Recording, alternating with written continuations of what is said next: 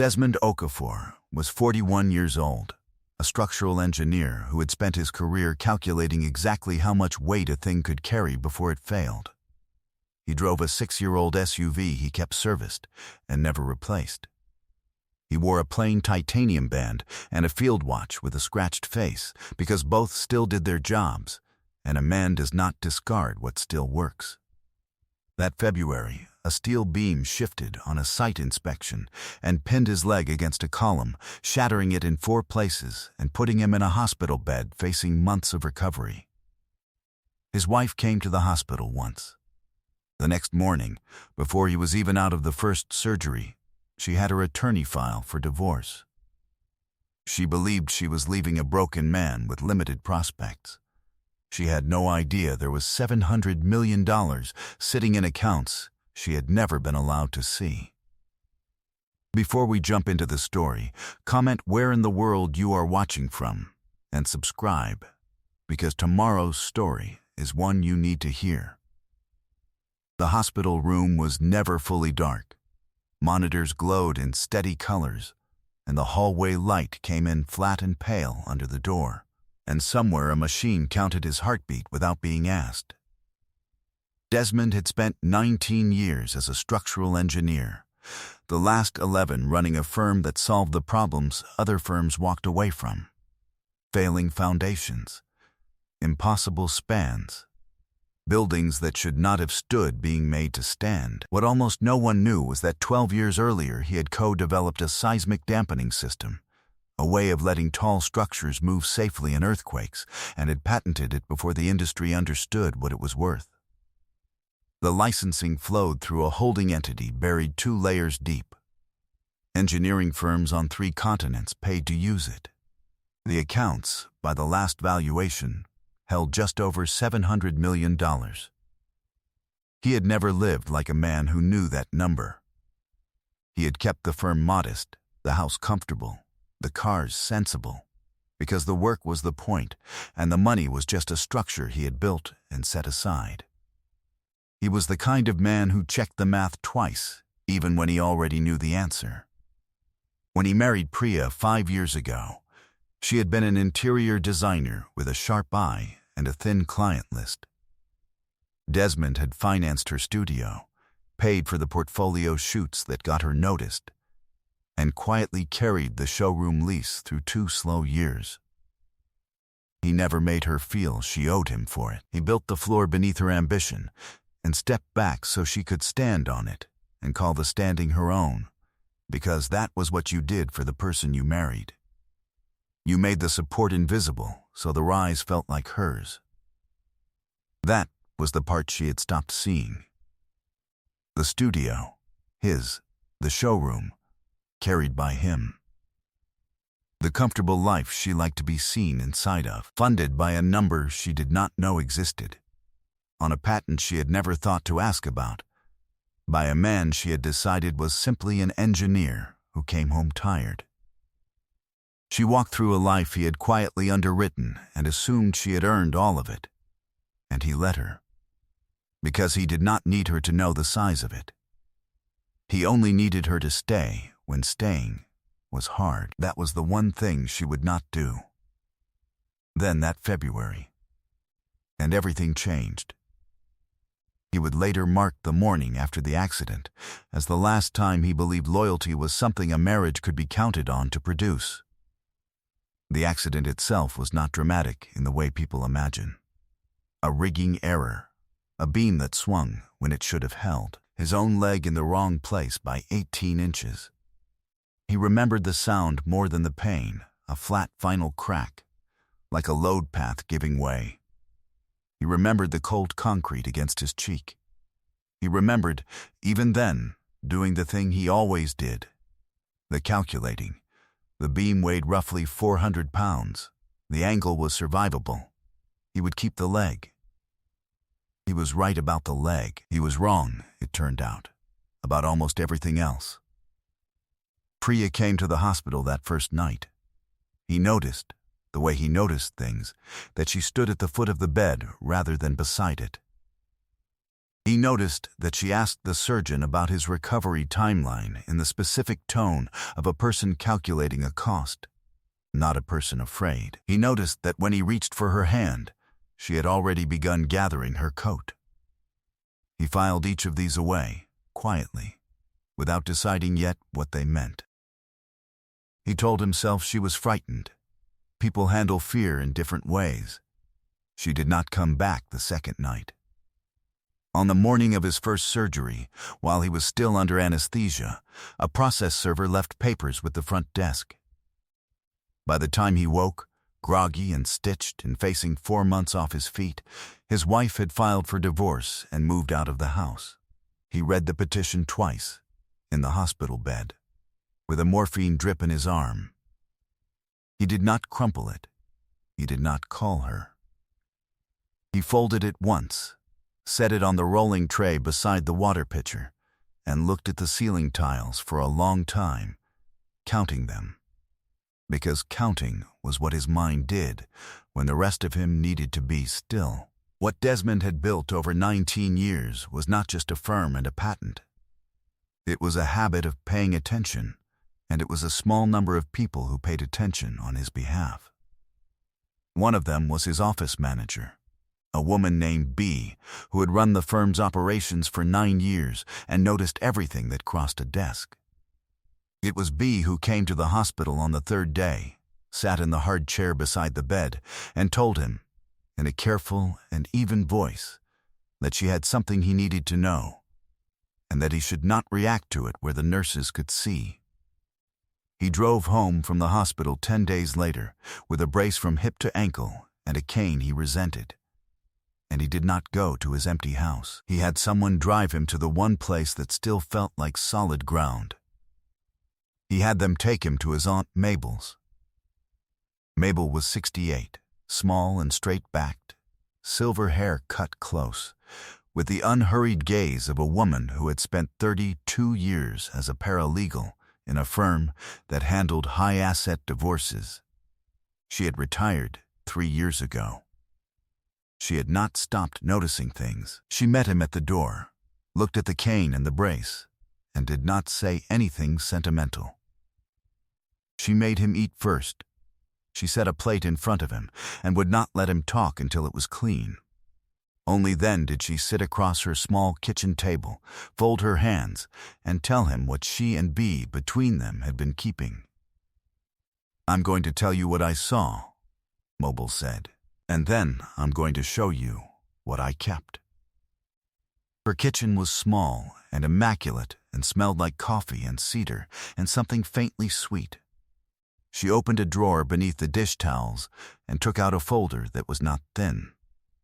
"Priya came to me 4 months ago," she said, "long before any accident. She wanted to know how a spouse moves quickly in a divorce, how fast a filing can go through, what triggers a faster process. She framed it as a hypothetical. I have heard 1,000 hypotheticals. This one had dates attached." Mabel's mouth tightened. She had it all prepared. She was waiting for the right moment to use it.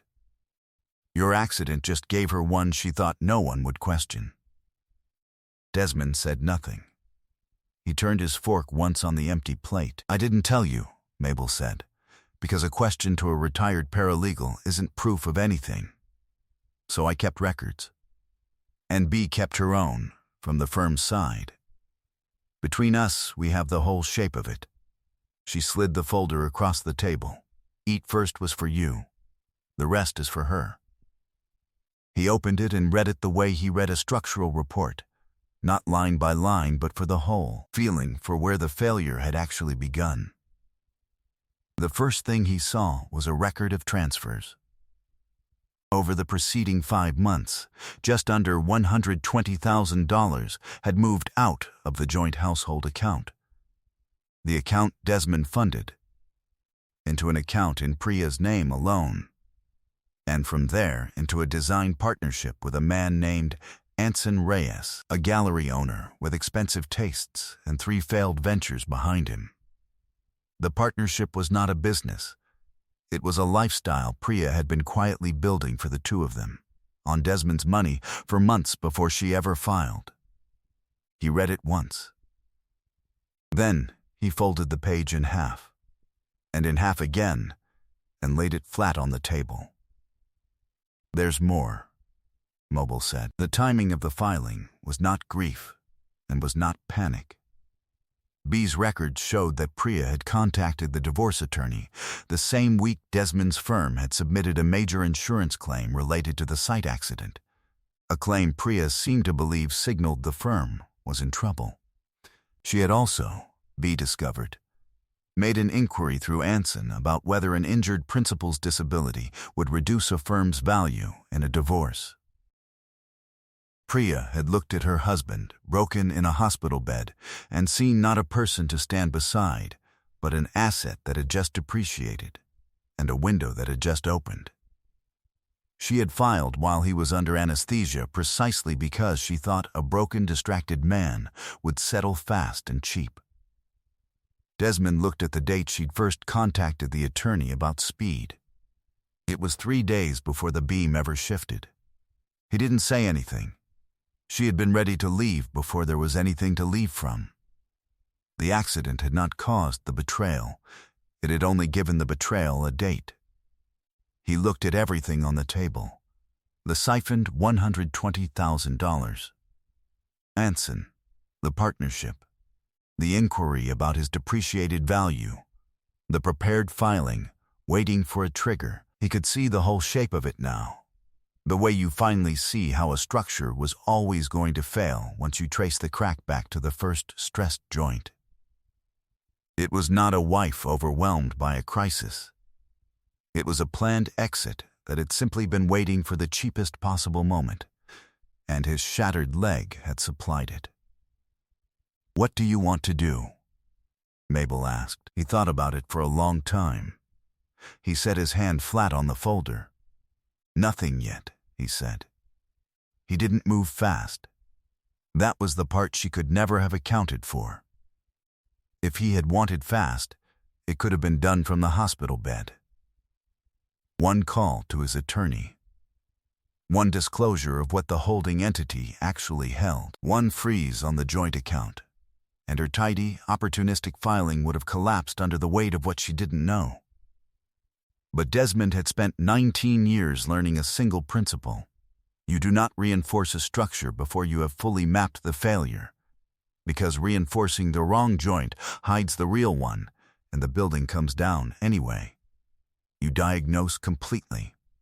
Then you act once, in the exact place that matters.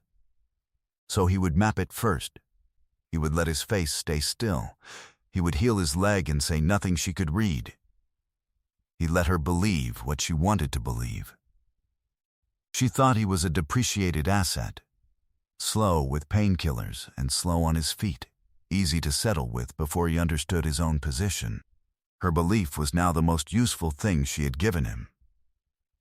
A person who thinks you are diminished will show you exactly how little they ever valued you. His attorney was a methodical man named Halloran, who returned calls before dawn and never added drama to heavy facts.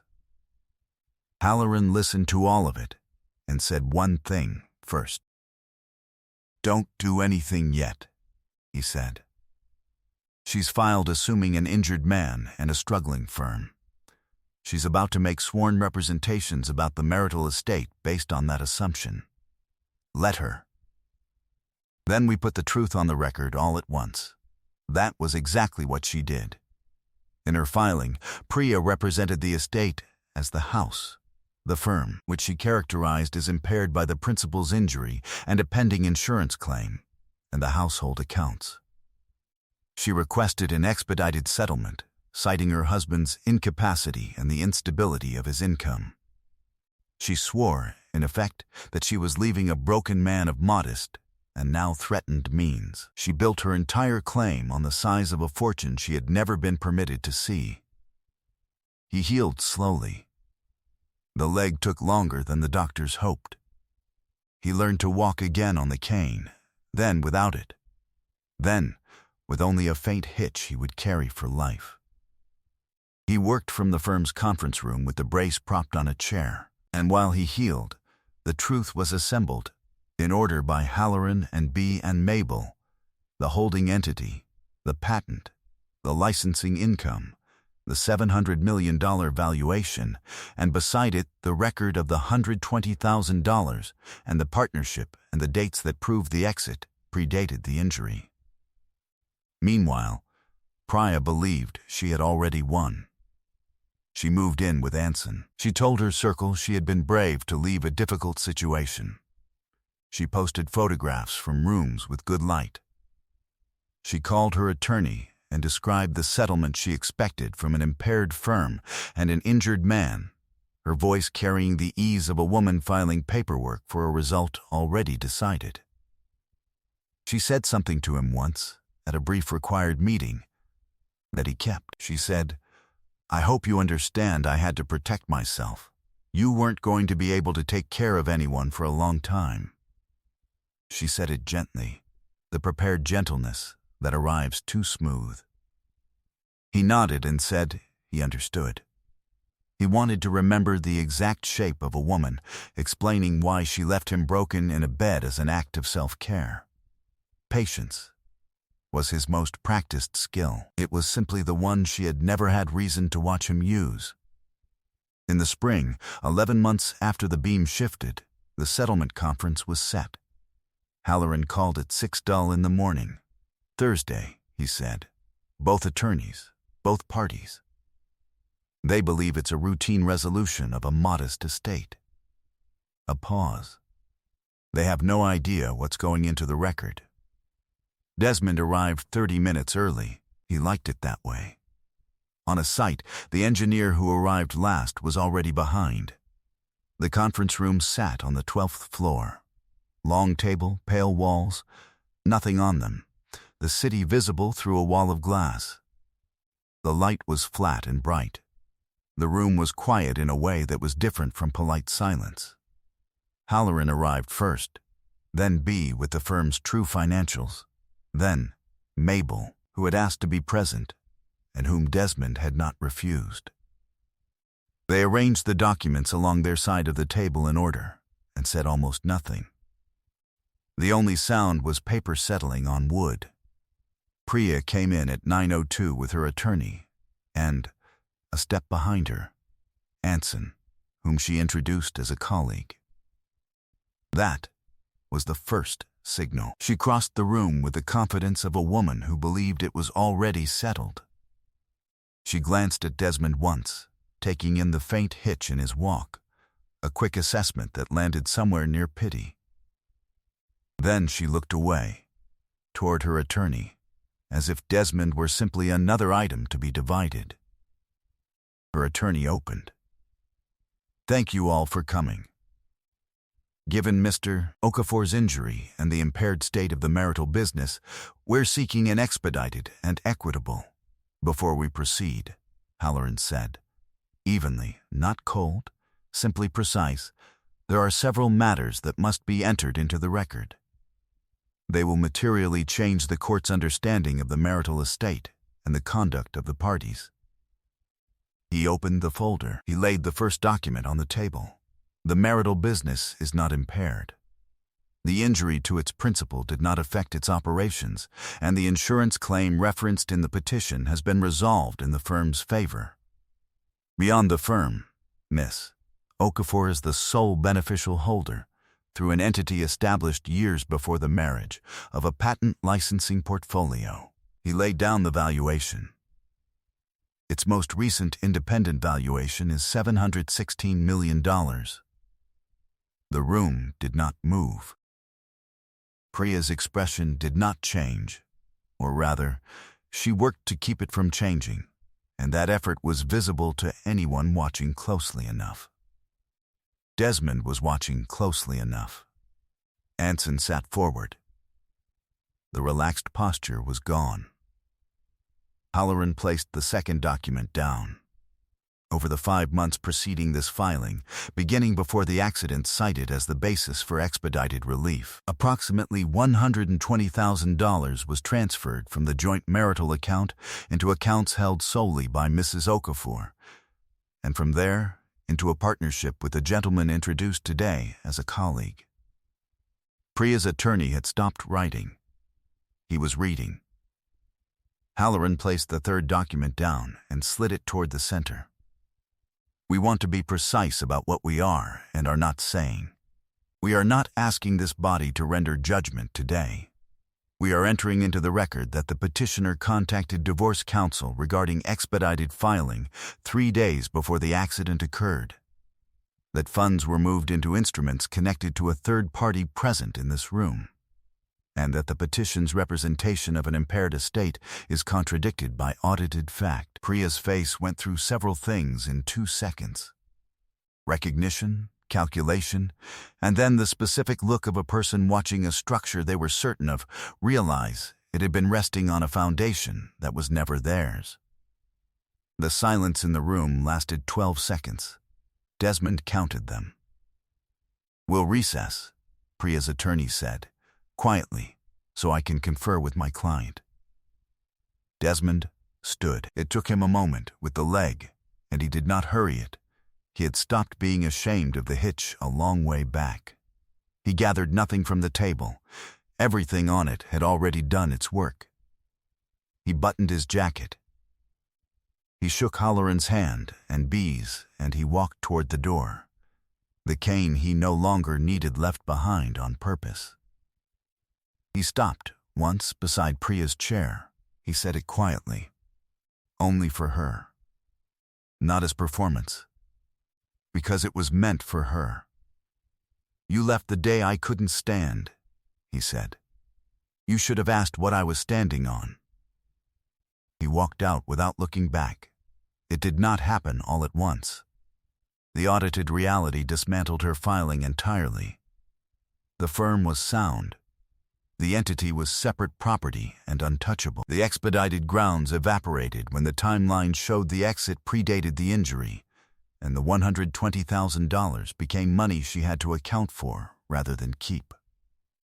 The partnership with Anson, built on borrowed lifestyle, had no business under it, and when the money stopped, so did Anson. Within weeks of telling people she had been brave to protect herself, Priya was explaining transfers to a court, with no impaired estate to claim against, and a partner already drifting toward the door. She was not ruined publicly. She was simply smaller. The life she'd grown used to had never been hers to begin with, and without the man who quietly carried it, it contracted to the size of what she could actually hold. The design career she'd launched on a studio he financed slowed when the easy introductions stopped renewing. The calls she made began going to voicemail. She carried the weight of what she had chosen the way a person carries something they cannot set down. Not dramatically, just constantly. Desmond was building something. Not loudly. The way he built everything. He recovered the full use of the leg except for the hitch. And he kept the hitch the way he kept the scratched watch, as a thing that still did its job and reminded him of something true. He used a portion of the fortune he had never touched to start a fund inside the firm for site safety research. The kind of work that might have kept a beam from swinging when it should have held. He answered every call the same day. He gave accurate calculations and stood behind them. 14 months later, the firm completed the tallest building it had ever engineered, its seismic system carrying a design load that would have been impossible a decade earlier, valued at the close in the hundreds of millions. Desmond walked the top floor the day it topped out, the hitch in his step, and one hand flat against a column he had specified himself, feeling, the way he always had, for whether the structure was sound. B, who had brought him the first thread of the truth in a hard hospital chair, was the firm's chief operating officer now. He had insisted on it. He did not forget the people who chose to stand beside him when standing was the hard thing to do. In his aunt's kitchen, on the windowsill above the sink, there was a small jade plant in a clay pot. Mabel had given it to him the night he arrived with a brace on his leg and a folder he hadn't yet opened. No card. just the plant. He took it home when the house was fully his again. He watered it on Sundays. On a cool evening in February, a year to the season from the morning the papers came, Desmond stood at the window of the house and watched the last light go off the city. His leg ached the way it did when the weather turned, a familiar, manageable thing. He thought for a moment about a hospital ceiling and the tiles he had counted while a machine counted his heartbeat, and about how small that morning looked now. The way a failure you fully understood and engineered around looks small once the thing it threatened is standing and will keep standing. There were calculations spread out on the desk behind him, weighted at the corners, waiting for morning. He finished his water. He went to turn out the light, and then, after a moment, he left one on, because the house was his now, and he could. I hope you enjoyed that one. Be sure to like the video and subscribe so you don't miss the next story. I've picked out 2 more for you that I think you'll really like.